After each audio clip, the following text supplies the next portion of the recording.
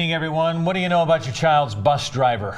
We're all grieving tonight after a school bus crash in Chattanooga claimed the lives of 5 children.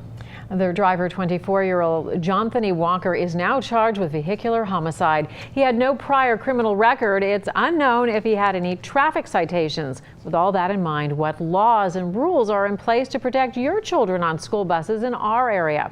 We asked Local 12's Jeff Hirsch to get some answers.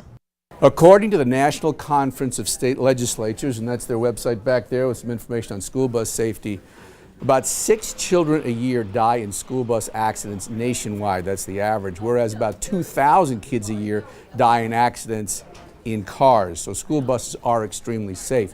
As for background checks and what has to be done before a driver can be hired or before allow the driver to continue to be hired, both Ohio and Kentucky, we checked them both. They both have police background checks, driver's licenses background checks before somebody's hired.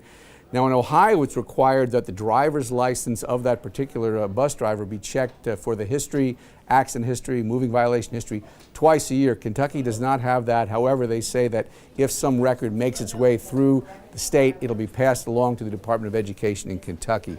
Ohio is a little more statewide. You got to do it this way. Kentucky gives the individual districts a little more leeway, but they both do require background checks and ongoing checks of some sort.